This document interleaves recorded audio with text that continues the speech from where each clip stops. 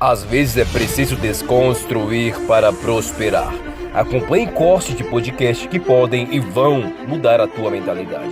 Se inscreva no nosso canal e ative as notificações. O link do podcast completo está na descrição. Por que o ser humano não consegue ter isso, tá nesse estado já de pensar na vida com esses olhos de consciência, de olhar o lugar do outro e tal, normalmente? Por que tem que estar sempre num estado de terapia, ou hipnose, ou PNL para enxergar tudo isso? Não deveria, não tem que estar. Na verdade, são ferramentas.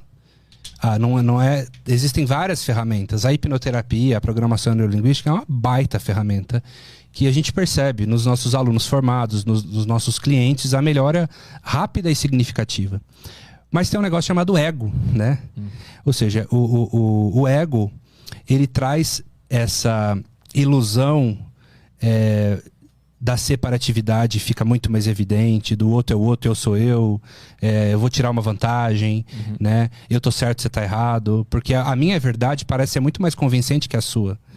Você pega alguém que vota num partido, alguém que vota no outro. É difícil você convencer. Porque ele tem coisas que validam aquilo. O outro também, que tem a ver com valores, que está acima de crenças, inclusive.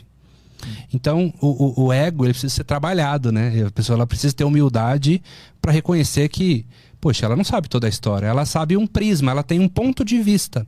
Existem vários pontos de vista. Toda a verdade é uma meia-verdade. Não é mesmo? Mas por que o ego ele é esse objeto que é descontrolado e que se tu não frear ele vai tomar conta de tudo? Por que ele é assim? Então, a gente entra já nas teorias da psicanálise, né? A gente tem o id, a gente tem um ego, a gente tem um superego, né? E eles ficam se equilibrando entre si ali. O ego sou eu, sou Lucas, RG tal, né? Sou pai da Florença, trabalho com hipnose, com PNL, né? Tenho as minhas vontades, né? O meu id, ele quer realizar os meus desejos, as minhas fantasias, as minhas funções e necessidades fisiológicas. Quero fazer xixi, quero fazer cocô, quero beber, quero fazer sexo. Ou seja, essa parte da nossa neurologia, ela quer as coisas. E o superego, ele se baseia nas normas, na cultura, na sociedade. Por isso é errado. Pô, não vai fazer xixi aqui, espera um pouquinho. Vai no banheiro daqui a pouquinho, né? O cachorro não tem isso. O cachorro entra numa padaria, ele faz um xixi lá. Ele pega um pedaço de pão, ele não passa pra pagar no caixa. Por que a gente para, espera? Poxa, eu tô com fome, queria comer esse brigadeiro, mas tem que pegar essa fila. Porque a gente tem um córtex pré-frontal mais desenvolvido que faz isso. Mas algumas pessoas que têm, inclusive tem estudos científicos que falam isso, uma deficiência maior no córtex pré-frontal, que pode ser devido inclusive a uma pancada que ela teve, na infância, por exemplo, ela fica com o córtex prejudicado e aí o id prevalece. Então a pessoa que faz uma coisa que fala assim, meu Deus, que isso? Isso não se faz, é errado, não tem filtro, né? E o ego, ele fica no meio disso. Então o ego, ele vai depender dos meus valores sociais, culturais, da minha criação, da minha religião, se eu tiver, certo? Do que é certo, do meu conceito do que é certo e errado. E o meu id, ele não quer saber, ele quer realizar as coisas. Então o nosso ego é o resultado disso tudo. Então você imagina a bagunça que é. Entendi. Ele não é um agente independente. Ele depende disso. Desses outros elementos. Sim, então, por exemplo, tem crianças que... a criança em geral, né? Ela quer e quer na hora que ela quer. Não, eu quero um doce. Não, mas tem que esperar, porque agora não, é só amanhã. Ela não consegue entender muito aquilo. Ela quer porque ela quer. Mas é o superego, o pai vai ensinando, ela tem um superego. Olha, já viu que tem que esperar? Você não pode ter tudo o que você quer. Você não pode comer doce a hora que você quer. Então isso vai modulando essa relação. Né? E olha que interessante, tem um caso clássico na neurologia, é do Phineas Kimby. Você já ouviu falar? Não. Ele trabalhava na fabricação de bombas em minérios e implantava bombas nesses lugares. E houve uma explosão, um acidente, e uma barra de ferro perfurou, né, a cabeça do Phineas Kimby, atravessou parte do cérebro dele, do crânio dele.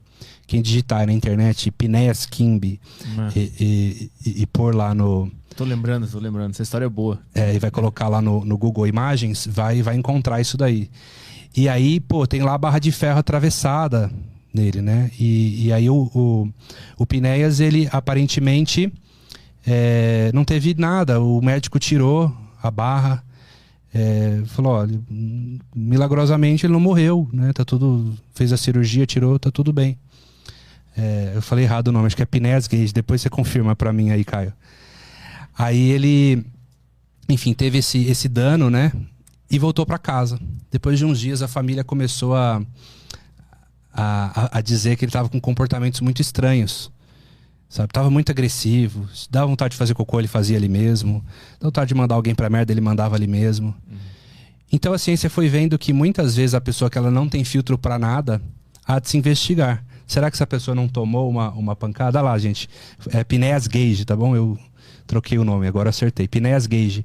Então olha lá, você vê lá que acertou a barra de ferro, atravessou a cabeça dele, né? E milagrosamente não morreu, mas gerou esse dano. E aí, a ciência foi estudar, baseado nisso, o cérebro do corrupto. Tem até uma série no meu canal, como funciona o cérebro do corrupto. O corrupto até tem, às vezes, o córtex pré-frontal funcionando, legalzinho. Mas quando a oportunidade de se corromper é muito fácil, tipo assim, pô, tá passando essa grana aqui e ninguém não tem auditoria, vou pegar essa grana. A oferta é tão grande, mexe tanto com o lobo límbico dele, libera tanta dopamina que inebria o córtex pré-frontal. Então ele se negocia com ele mesmo. Ele fala, pô, se eu pegar isso aqui, tudo bem. Aí ele pega, ele se vicia nisso.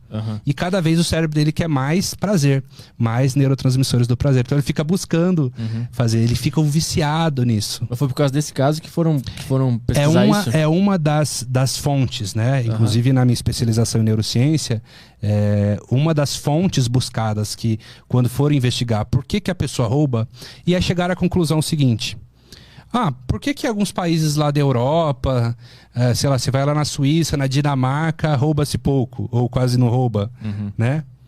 É porque eles são bons, eles são evoluídos? Não. É porque a aparente punição é maior, é mais severa. E aí vai moldando o cérebro das pessoas. Então você ativa a amígdala cerebral, que é aquela que eu falei, de luta e fuga, que é o radar social. Então o cara, ele fala assim, pô, eu queria pegar 500 mil aqui, mas caramba, se eu pegar isso aqui dá cane, não tem negociação. Então, cientificamente falando, a impunidade, ela molda o cérebro daquele povo pra Sim. ficar cada vez pior. Sim, sim. Porque se não tem nenhum tipo de punição, se é muito fácil, é aquele ditado, a oportunidade faz o ladrão, é muito fácil. Tem um monte de lacuna na lei, tem um monte de forma de depois sair ou de negociar, não é? No Brasil a gente sabe que é assim.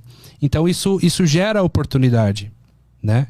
Agora, quando você tem aparentemente um sistema mais firme, com as regras firmes, ó, isso aqui não pode, acabou.